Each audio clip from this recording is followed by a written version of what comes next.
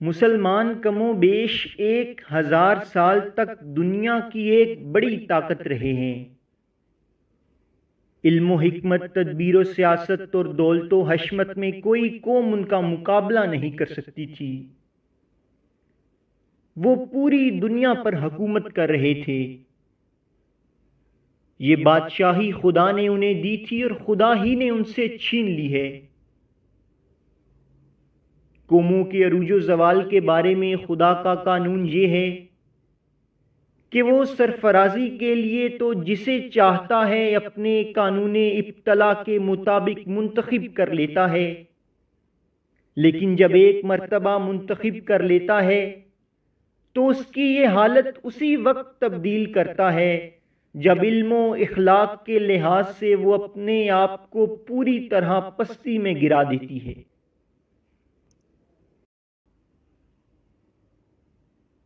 مسلمانوں کے ساتھ ایک دوسرا معاملہ بھی ہوا ہے۔ ان کی اصل ہمیشہ عرب رہے ہیں۔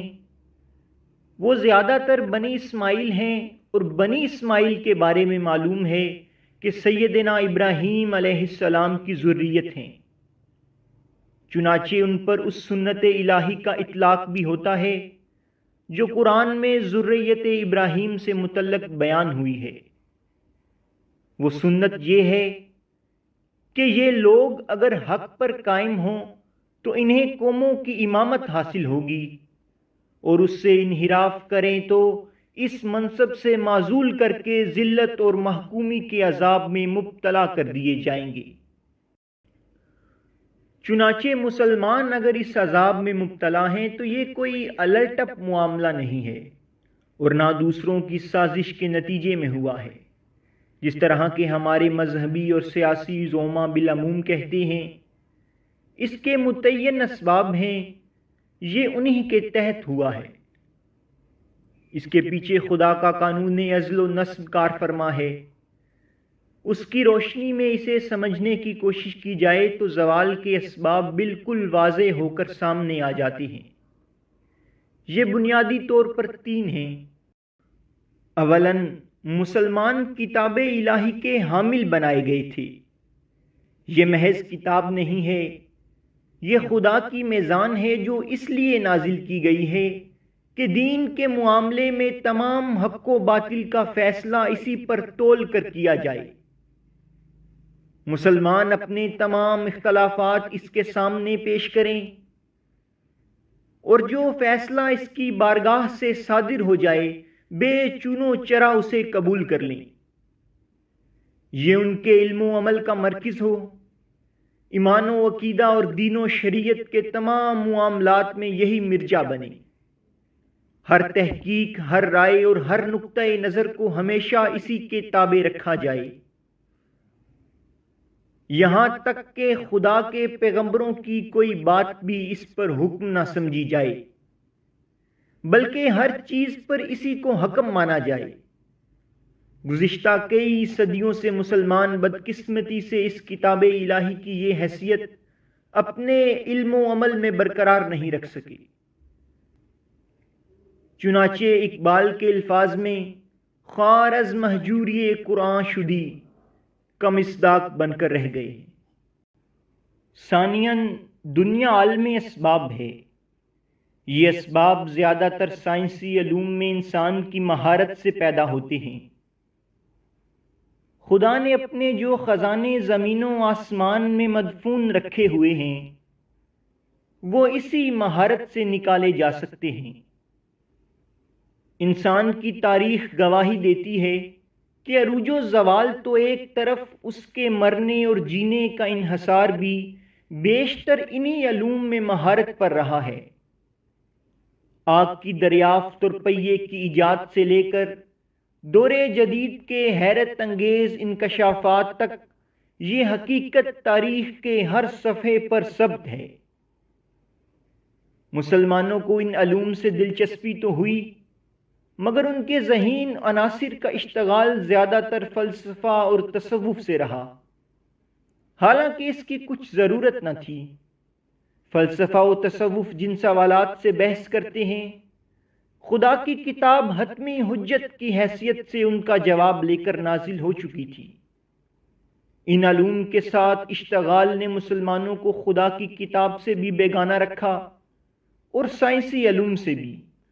پرانے مدرسوں میں وہ اب بھی فلسفہ و تصوف کے وہی مباحث دہرا رہے ہیں جو علم لا ینفع کی بہترین مثال ہیں۔ چنانچہ دنیا کہاں سے کہاں پہنچ گئی اور وہ تصویر حیرت بنے ہوئے ہیں۔ ثالثاً، مسلمانوں نے اپنی اخلاقی تربیت سے شدید غفلت برتی ہے۔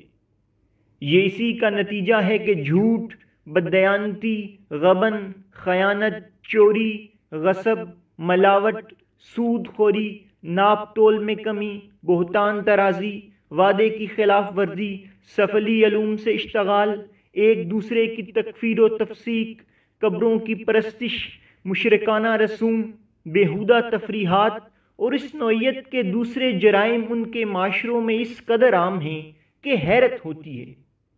بنی اسرائیل کے یہی جرائم تھے جن کی بنا پر خدا کے نبیوں نے ان پر لعنت کی تھی اور وہ ہمیشہ کے لیے خدا کی رحمت سے دور کر دیے گئے۔ مسلمان بھی اسی حد تک پہنچ چکے ہیں۔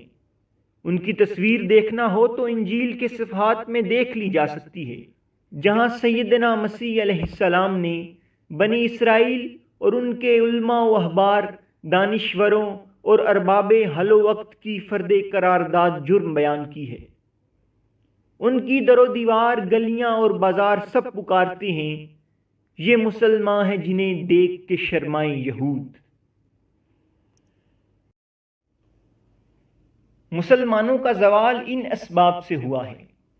وہ ان حتات و زوال کی اس حالت سے نکلنا چاہتے ہیں تو نہ جہاد و قتال سے کچھ ہو سکتا ہے، نہ مزاحمت کی تحریکوں سے۔ سرنگا پٹم سے افغانستان تک پچھلے 200 سال کی تاریخ اس کی گواہی دیتی ہے۔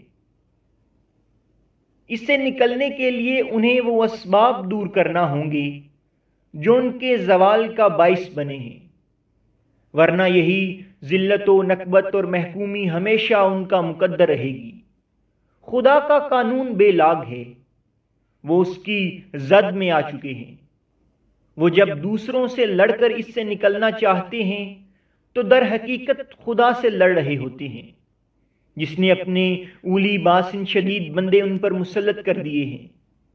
یہ خدا کا عذاب ہے۔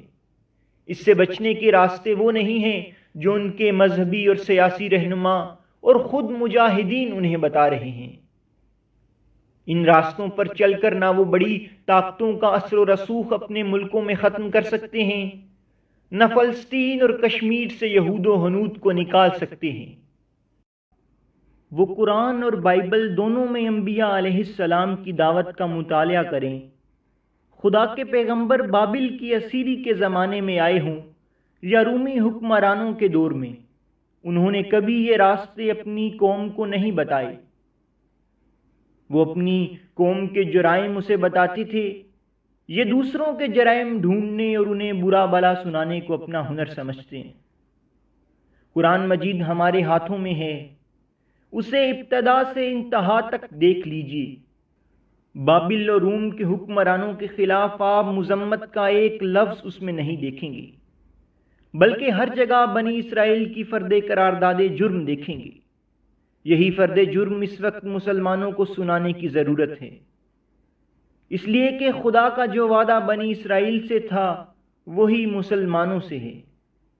تم میرے عہد کو پورا کرو، میں تمہارے ساتھ اپنے عہد کو پورا کروں گا، میری رحمت منتظر ہے۔ لیکن انہی راستوں پر چلتے رہو گے تو میں بھی اسی راستے پر چلوں گا جس پر چل رہا ہوں، میرے عذاب کا تازیانہ تمہاری پیٹھ پر برستا رہے گا۔ فَاعْتَبِرُوا يَا أُولِي الْأَبْصَارِ۔